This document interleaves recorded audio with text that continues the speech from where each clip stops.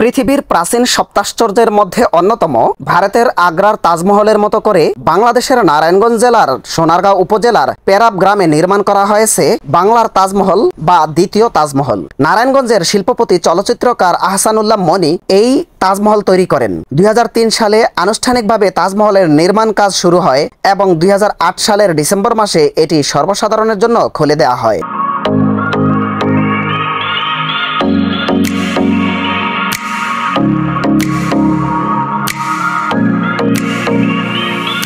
বাংলার তাজমহল নির্মাণে আসল তাজমহলের সাথে সর্বোচ্চ মিল রাখার চেষ্টা করা হয়েছে। তাজমহলের প্রধান ভবন দামি স্বচ্ছ পাথরে মোড়ানো। বাংলার তাজমহলের অভ্যন্তরে আহসানুল্লাহ মনি এবং তার স্ত্রী রাজিয়ার কবরের স্থান সংরক্ষণ করা আছে।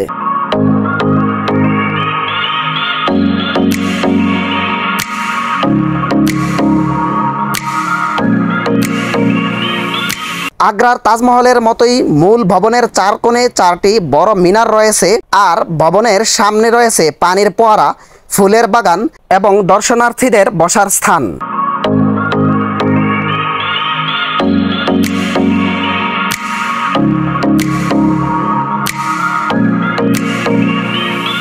তাজমহলের এই অবিকল প্রতিরূপ সৃষ্টির ঘটনায় ভারত ক্ষুব্ধ হয়। বাংলাদেশে অবস্থিত ভারতীয় দূতাবাস থেকে জানানো হয়, আহসানুল্লাহ মনিকে 300 বছরেরও বেশি পুরনো প্রকৃত তাজমহলের মেধাস্বত্ব লঙ্ঘন করার দায়ে অভিযুক্ত করা হবে। প্রতিবেশী এবং স্বঘোষিত মোড়ল দেশের হুমকিদমকির পরেও তিনি ক্ষান্ত হননি। মূল তাজমহলের হুবহু ফটোকপি কেন নির্মাণ করলেন এবং এ বিষয়ে তাকে জিজ্ঞেস করলে তিনি বলেন, বাংলাদেশের প্রায় অর্ধেক জনগোষ্ঠী দারিদ্র্যসীমার নিচে রয়েছে। তাদের আসল জিনিসটি দেখার জন্য ভারতে ভ্রমণের সামর্থ্য নেই। সবাই তাজমহল দেখার স্বপ্ন দেখে, তবে খুব কম সংখ্যক বাংলাদেশি ভ্রমণ করতে পারে, কারণ তাদের পক্ষে এটি অত্যন্ত ব্যয়বহুল।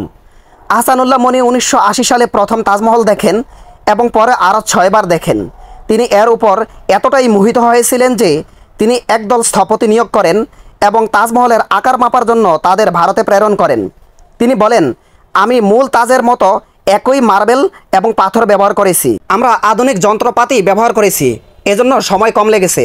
অন্যথায় এটি নির্মাণ করতে 20 বছর এবং 22,000 শ্রমিক লাগত।